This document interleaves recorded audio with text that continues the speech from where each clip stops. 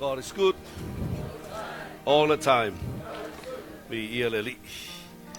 Pantangatana o tafa. Are you ready to run with me?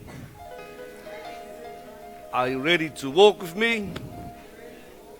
We iale tua. Tato talo.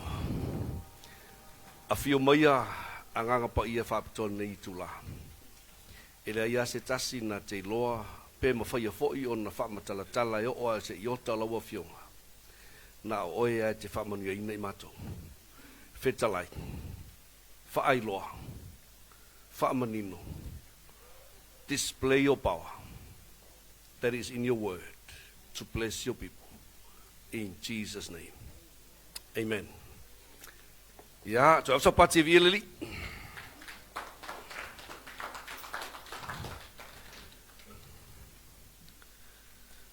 So elo tu si ile mafai longane le tu sina Efeso ono. Fa besuma lua. Ai ola o wanga isa loa ila mtau. My subject is this. It is to help you understand how to deal with Satan and demons. Olam tau pue feso sonia tu ya te oi. Ina ia e silafia ma e loa ia ona talia tu ina email o te moni. Se si lunga lo lima pe malama me tau te mon. Ia ole ale me tau te mon. Ole mafuangan nal tato mai. So, to tele tanga tele lopo ai mo te moni. Ai o fo ya satani na on fa longa le ngo satani. Ai le lopo o fesa wele ngo satani. Ai oi fo satani. Ya o melana i mo mo na taun tato lo mo. We are to understand who Satan and the demons are. Mo mio lo po ai satani. A oi foi nei meo te moni. Po ha foi nei meo te moni. We need to understand how they enter and influence people. Ta foi tato malam lama pe fa pe I ono mai nei meo te moni ulu fale pe ulu fia tangata. Ia ma fa pe na loa ona fa lave o latu olanga. Mo mio tato malam lama, we need to understand their activities and how they operate. Mo mio tato malam lama ia lato ngaluenga ai pe fa pe fe fo on ngalului. We need to understand how we can identify them. Mo mio tato lope fa pe I ona tato loina lato. And we need to know how to cast them out of people. Mo mio fe la lo loa ona pe fa pe I ona tutuli ese lato mai tangata ua lato ulu tinoina. We need to understand where they are and what are they. Umifo tato loa po o wailato a fair foi e o mai. Ia ole a tato falongolongo la ile tuspaia ile Efeso ono al foi po subalua ole a faitawina.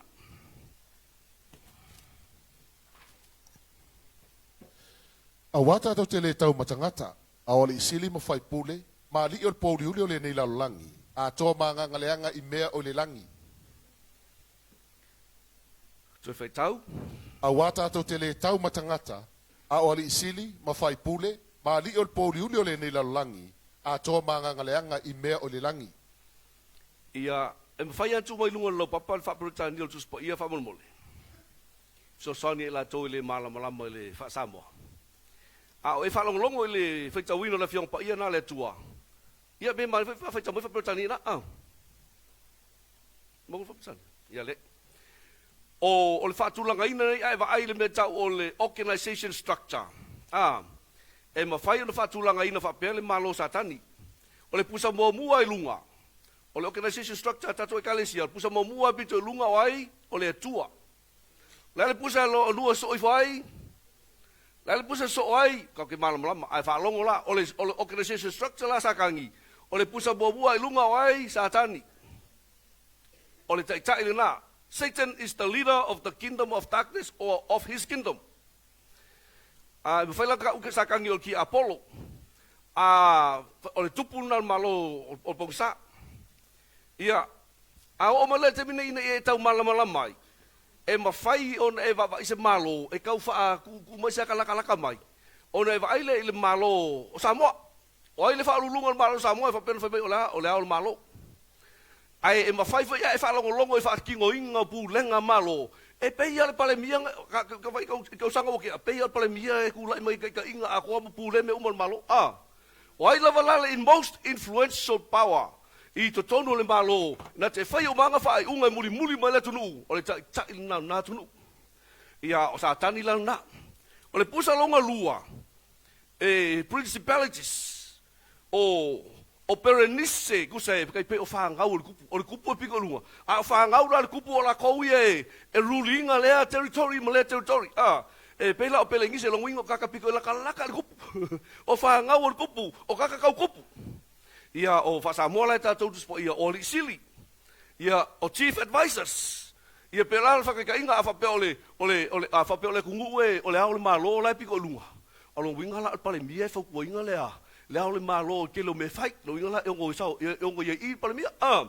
E ongo ia i fo i ia li i sili. Chief advisors. Whakakainga ka pengaka.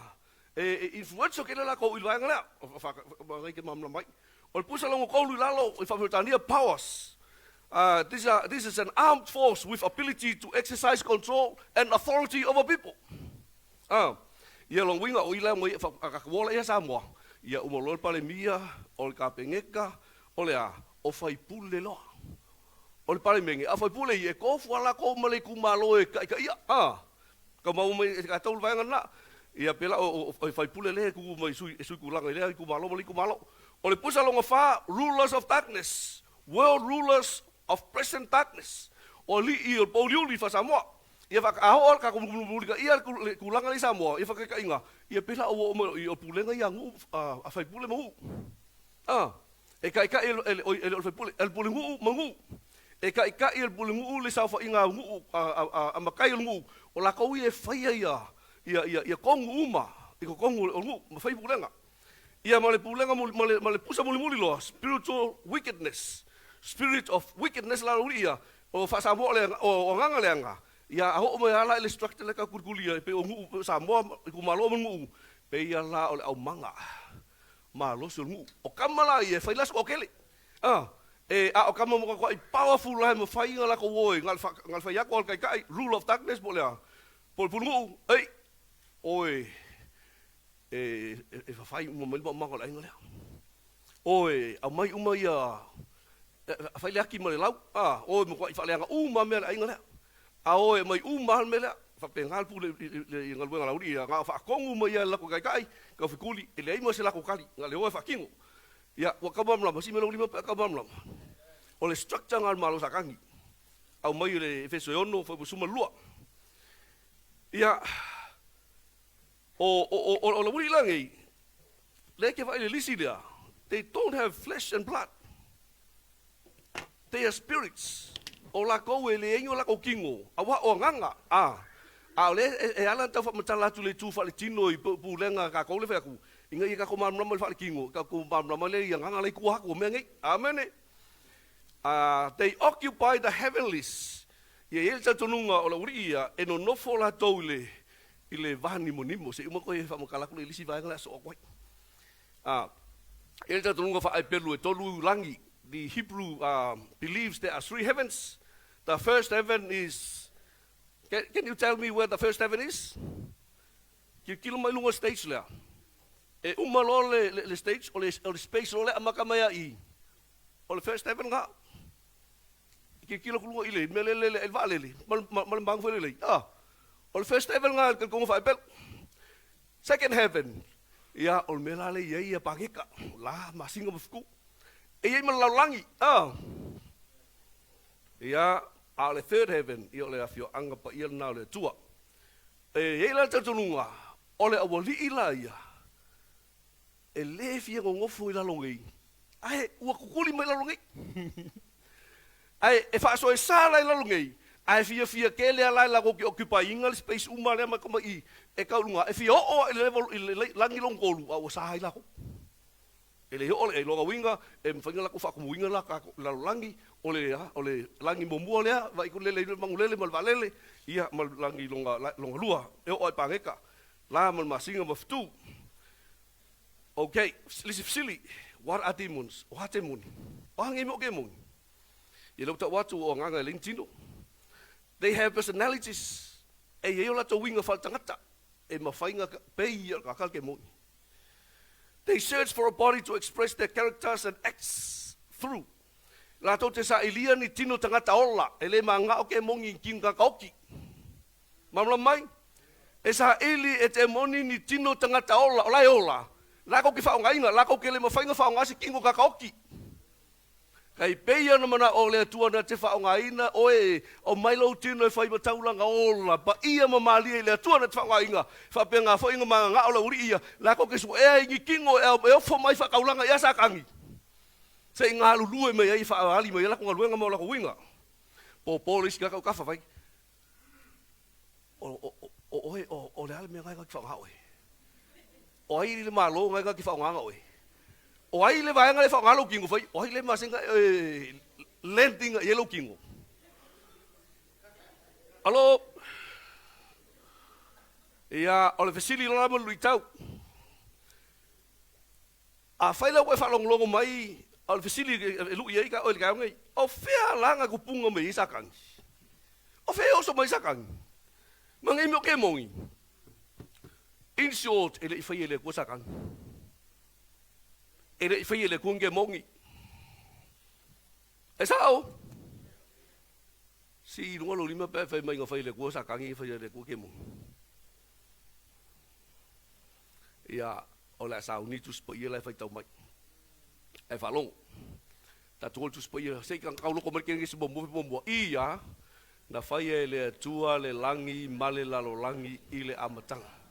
Nga whai lai le kua mea umma. A mga kui whaila sesi nga whai ele kua isa kange mo ngim sarola ai o le meanga. Ai whalongo mai. Ai le i whai la lalo ifo lisi whai pulonga lua ngai kaku ki kiro grison lau langi. Ma whai kaka, ai le eila kaka. Nga iei a ngelu. Ai le ingi ke mongi. Nga iei a ngelu. Ai le ingi ke mongi. O te tolu watu spoia, e tolu angelu, ma le kolu ai ngoa angelu leo mai. O le ngomo mua, Mikaele, kai au le langi, o laka usefe mo kemi, i ngolonga lua, kapilielu, kai o messengers unga le langi. Ma le ngolonga kolu, Lucifelo, kako ola su e pofel kuspoia o mai Lucifelo, isa ia su fafa sulu su lima.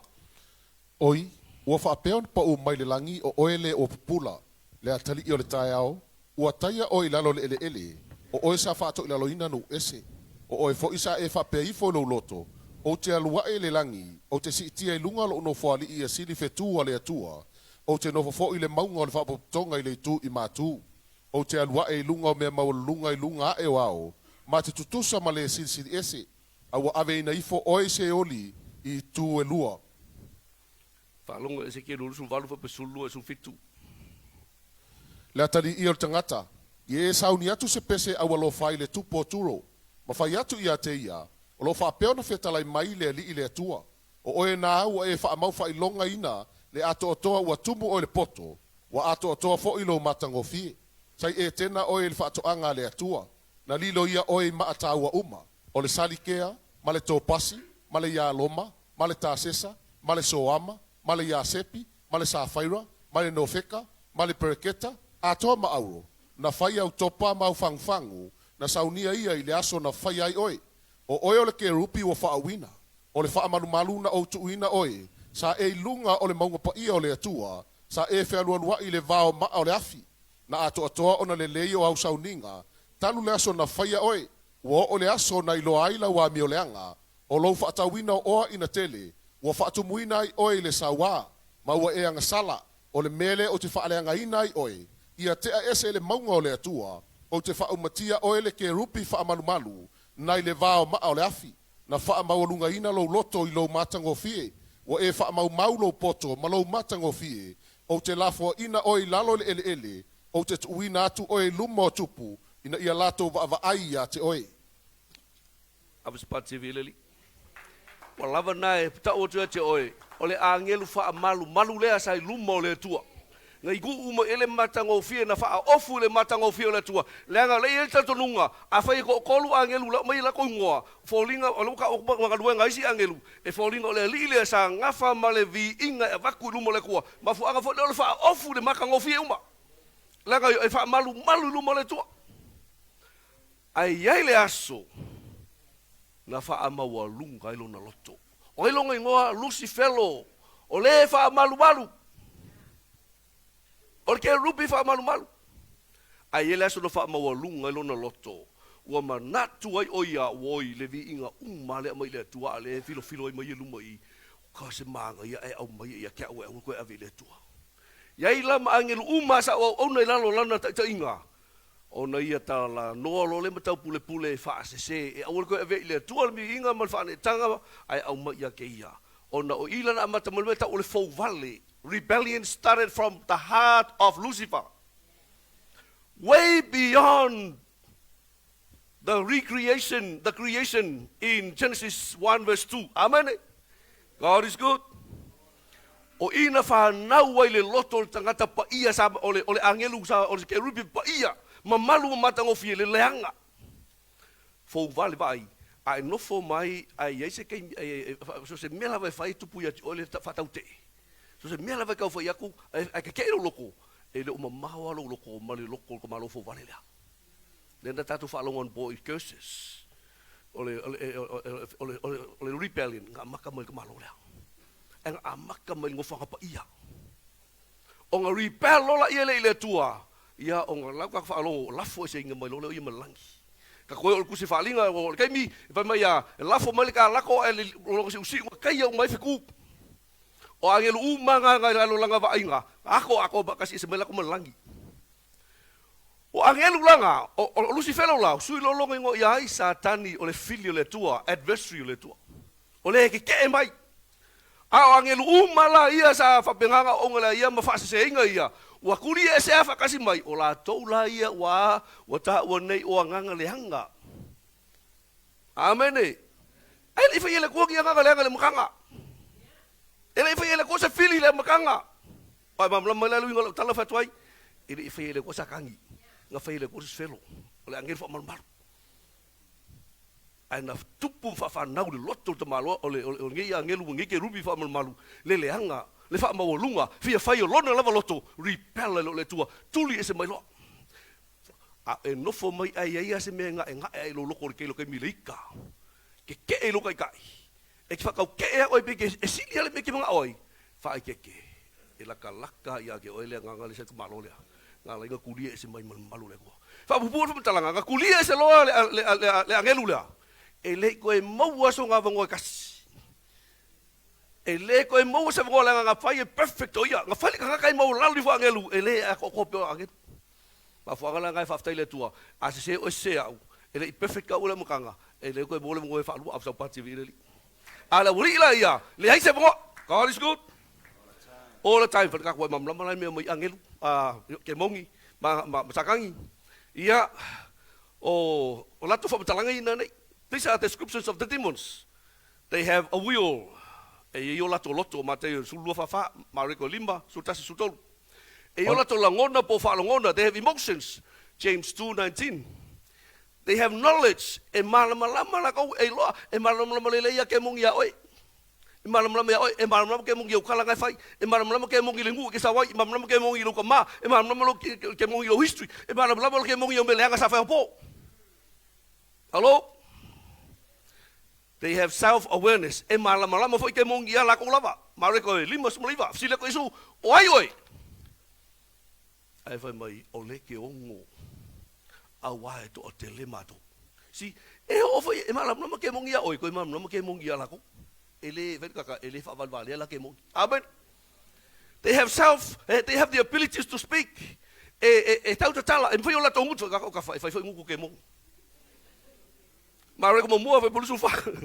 Mare ko lima fit suma lua, fa tanga ta. Fa tanga ta fa. Fa tanga ta fa. E fa pe ile lo utu. e mawhai ke mongi whangalu ngutu. Amen. God is good. All the time.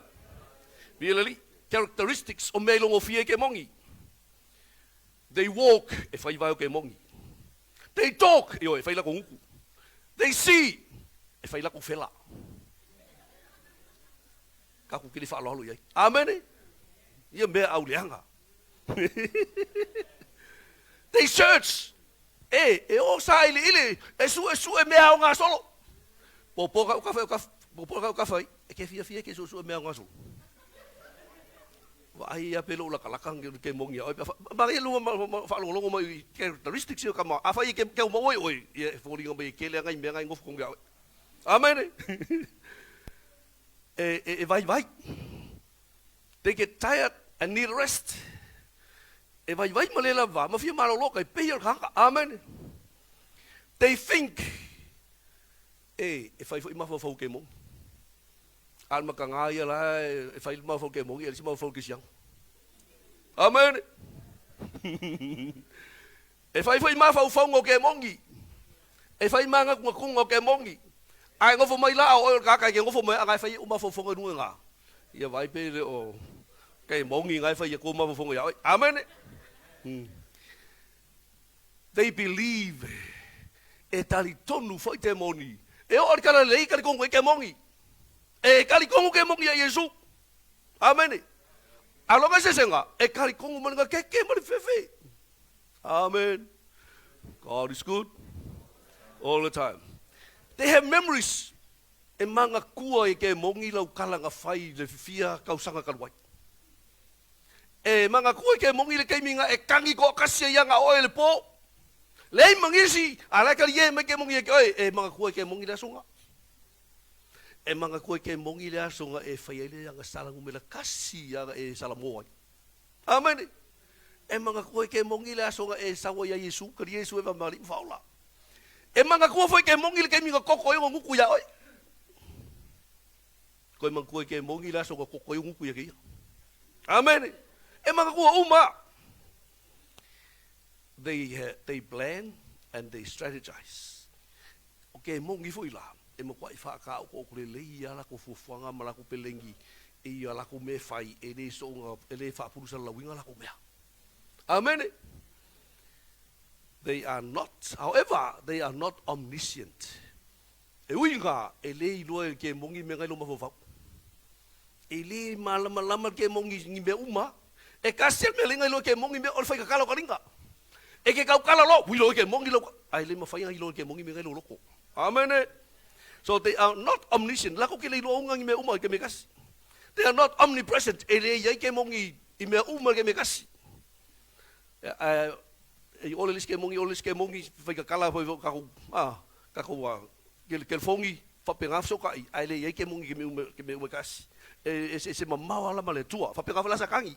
Mo sakangi ol ke mongi sifi. Amen. E le ngatelia nat ele mafai ke mongi me uma. He's not omnipotent. Vai lá ia foi ka a oe o lo foi so o lo kala o mang ma lo foi ki apol. Ang vai ile ma foi ki apol ngi me uma. It's not. Ya udah so pati vi ile. God is good all the time. E fa be I on ngalu lu ke mongi. How do demons work or act? Number 1, they entice. La to te mai le ia tangata. Kama ya kopo mo mosu mo fa nga eleti a ke mongi lo ku inga hau lo loko ngai ko ngu ya ke oe fa au so la ia lea mai le ia lo ku inga ngau mai mau lo le mai le ia ke mongi lo ku inga ngau ia on halu lo ke mongi kai solo e mai le mau mai le ngafia mau ma ya pule ke mongi ya they deceive fa ase fa valea le nga wa pole vai ase si ko aga fa valea ngai ka ngo fa longo lisi ori kali e fa mai so le vai la le pisi solo ma ko fe kau e sa mo ka le ma ko pisi solo vai la pisi solo ko inga ia ma la me pisi se o su le si fa le nga fa mai ka ngo fi ia le mela ala aka e la ka ia e le o fa le sa o nga la va si ngoi mo ma o me la pisi ala la ka ma le fa le la e ke ngo fo mai ki fi ka fa se ka ai ki aka ia Mo mua ti mo tau tau pe fa, mo mua ma lua ti mo wai. They enslave, they fa pengalak fa polonga kaka. Roma valu fa lima. They drive and compel. La to te avea ma fa tau sia tangata. Sa ma to to fa se ta si nga luenga la so nga fu va so nintene. So lua. Valu stasio ainga. Tole. Ma to tu ulu atu. Oi ka fefe. Kilo mas kengi. Very young. Ma kwai mu ko folinga. Ma kwai leang nga folinga. Kafe ko koi mai folinga. Torment. Fatinga ina. Tasinga la ko ngaluenga. Fainga la ko tormentinga fakinga inga ka. 2 Timothy 1:7, Matthew 17, 14, 18. They defile people. Falenga ina luka valu fuluiva tos fulu mariko fama lima. Falenga ina tangata. Kai peo la kale me fa koi. They harass. Fa la velavi. E fa ososo ia ikal kaka. E fa so isa ia awang mo se malolonga kaka. E ngofo mas kaka fa penga le lo le ngofo le lungo fa. Ele ai le lo pola me linga le ngofo le.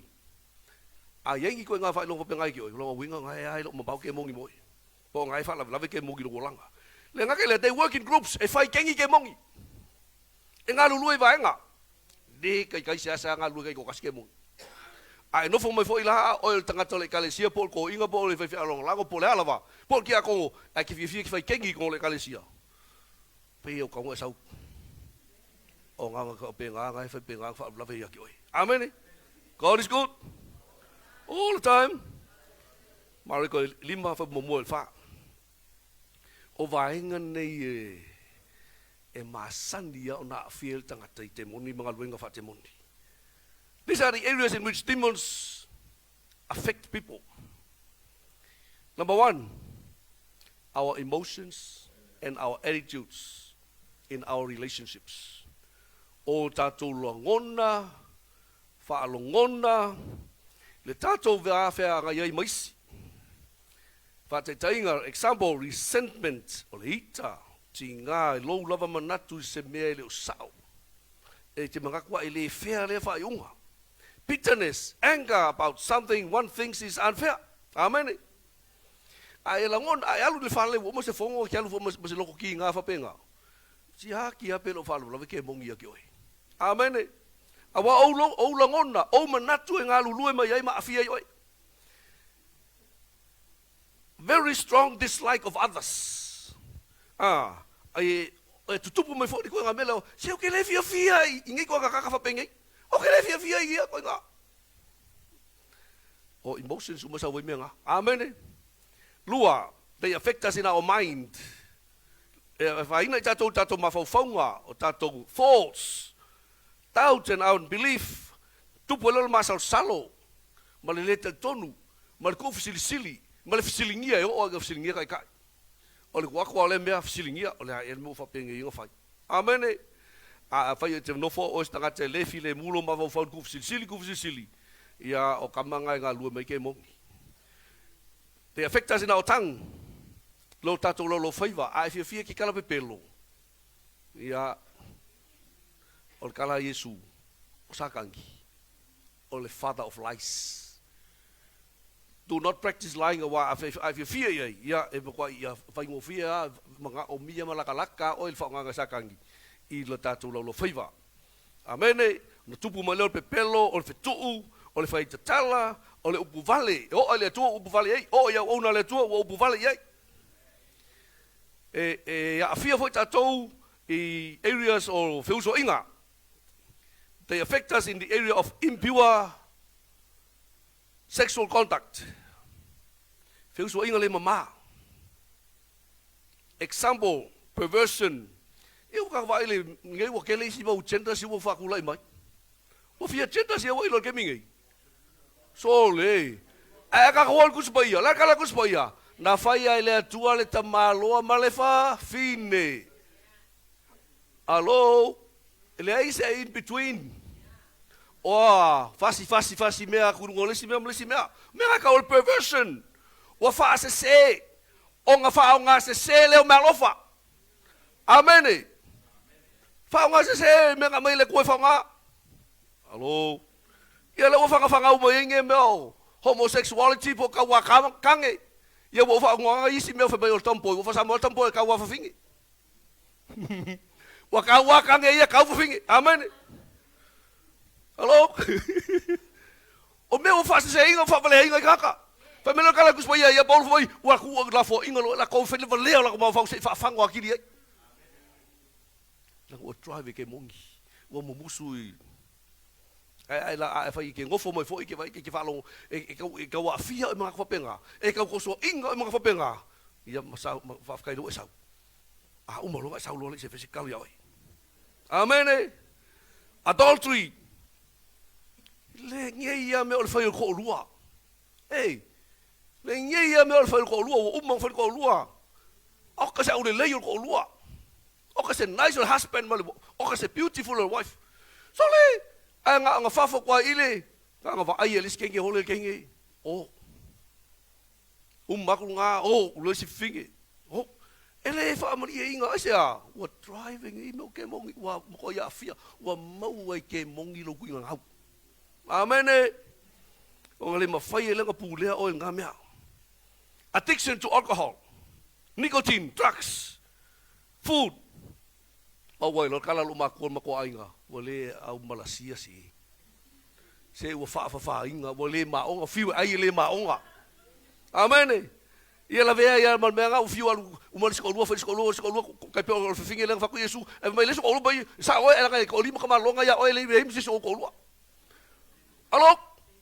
Lo ko winga ko lu e ba fa inga ko fu ale le ku lama ko lu ai le mali lava wale au Malasia. Wa makwa ya tikte ta o finga ke mungi. Wa makwa ile ngofa le kapa, wale makwa ile ngofa le malosi. Wa e fa vale o le sake o nga. Pe nga ko le ingu ale ke mi ke lo felo ka lo kiuke o le kalpi yango nga kalpi yango sa wingu. E o la o ngo le ku nga e ngofa se nga la o le ku nga la o le ku sa wingu. O nga o drive ke mongi o mau ke mongi lo ku ngau o la ko pulea ngai oi ma fa polonga ngai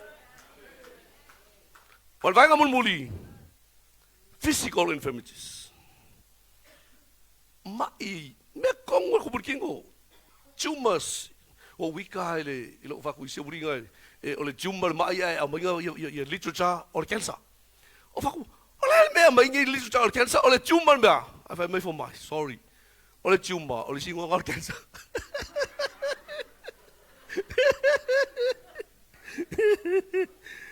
So, cancer awal mayai. Heart attack awal mayai. Stroke awal mayai. Flu awal mayai. Covid awal mayai. Ngungu awal mayai. Halo? Physical infirmities ke fa apea la boy. Ele lo ke mongi me ye ke mo wai. O mai lo ke mongi kona oi. Ola be ko karie. E ka mo i ko kele o ko le mo in mela. O umala se na la fai o ko la ki ngo mela. E lua su sai ka so ngi ko ke vai o la unga. La umanga la unga le. Pai fe au Afrika. Kai mission ale ka ko ekalesia i Afrika. Aso lua o ke io ke ala malkai o wale ma fainga kulo vai lalo. Rama ko karie. Au woi so le o mo kai kinga kai le ma fainga ku.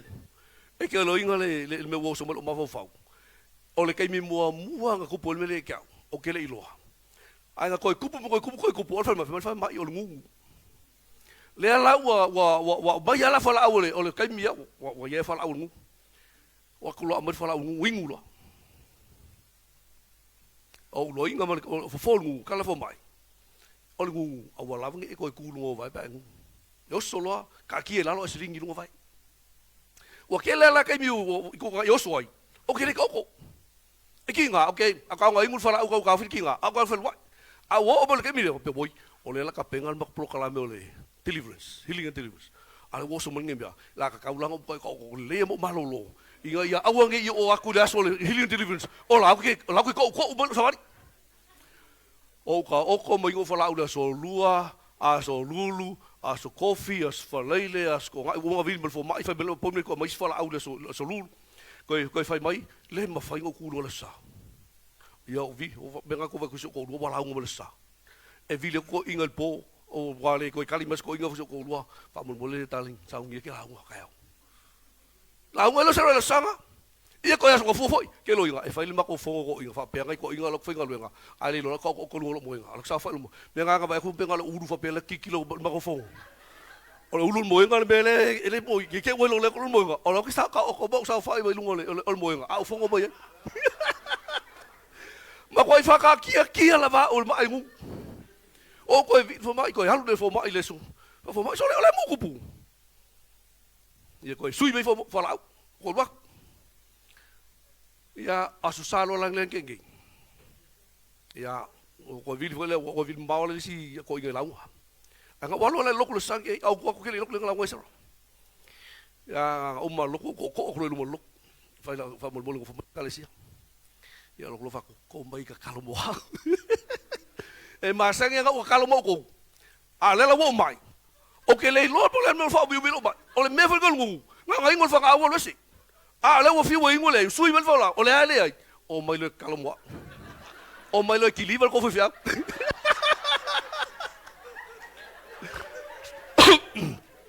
O la la ki ngai nga. Ai nga uma lo musu ba sro ko. Ya be se lo to. Nga lu ko. Wa fo ya. Wa fo mele to malo. Okay. Na ke ko sa malo. Ale sa busu ai soli le vai la yo va venga malo si le vai. Yo pe ya soli lo ki nga soli ya. Aso ngo fo lo ko vai fo mai. Ai fo mai soli ko le ka ko mai le. E o se ngungu me nga. La fu lo vai. Me lo so. Ele me fa fa penga se ngungu. O lo inga lo. Sa o le ka busu se lo. Se wai lo la fo e ke mongi ma le nga sa ka pu da. O so mo lo attack oi. Ke lo lai ki nga la wala ko ki nga lo vai mal ngu wo ki fili lo ia o la fa pe nga nga le ko ke lo ngu la ka wo fi wo ba lo ele malo lo o sa val ki nga e sol ia so fo isu a sa pa te vi ele li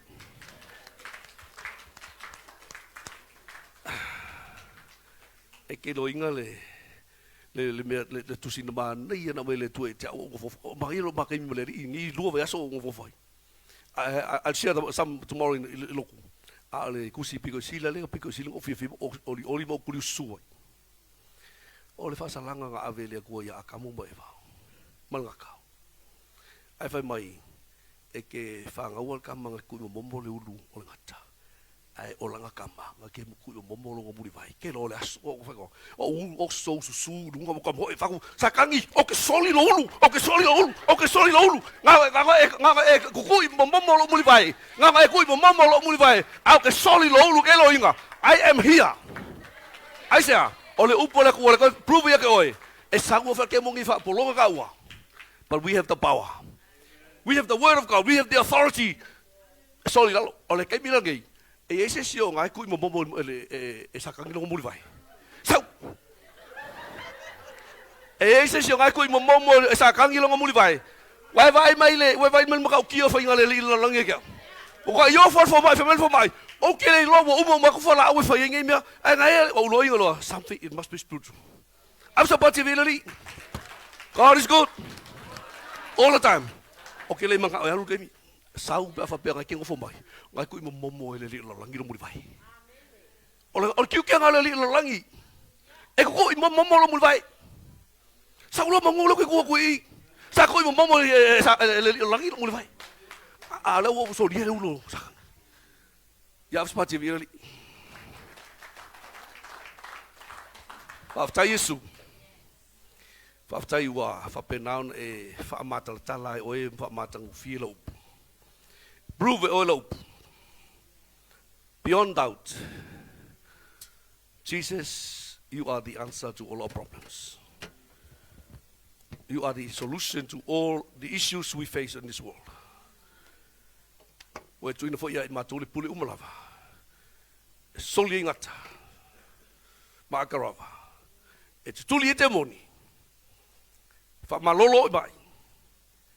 whaolaina laulangi. I le tala le leia laufio. To you be the glory. In Jesus' name. Amen. Avsa pati virali.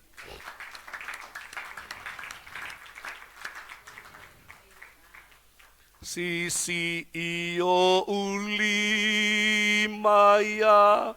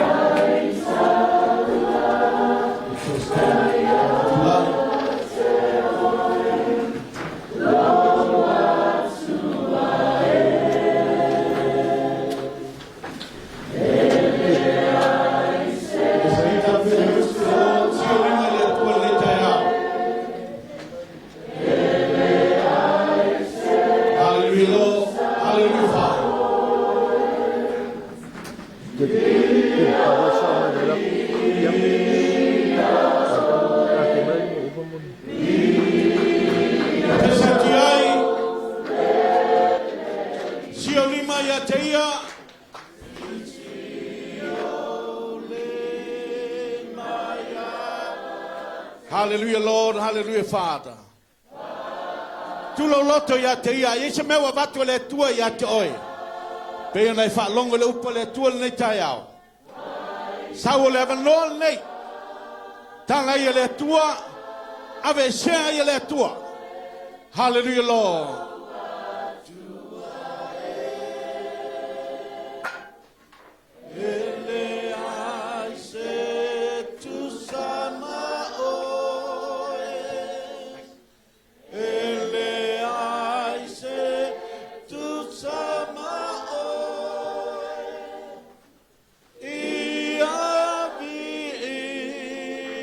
Let's sing one more time.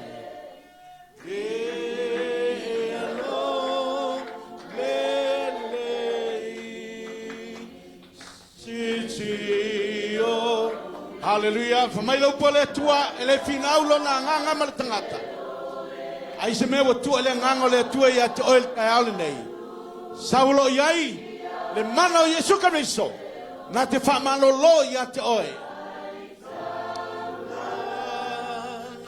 Ya te oe lo atua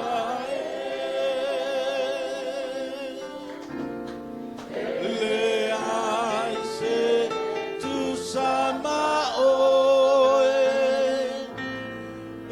le ai se tu sama oe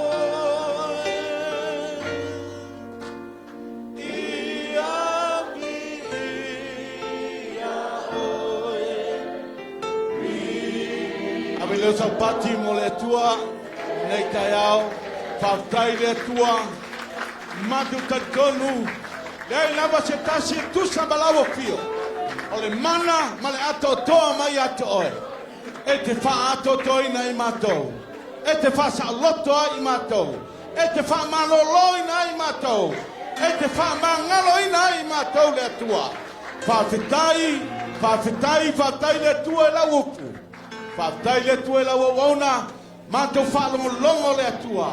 Ia iai lau whaamunianga le tua e la wawauna i tai ale nei. Nia foi le tua e la whanau. Whātai tele tama. Nāna mātou sauni foi le tua, le se mātou a onga le tua. O te tano le li e lau whaonga lunga loa tali. Whapinao na oina i mātou, e ala i le mana loa nganga pa ia. Lau whaonga i a te ia. Pau le mato whaalongo le atua, ta tala o mato loto.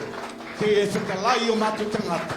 Whātai kele lo mato atua. Awe le sapati moia le tai au. Thank you, Jesus.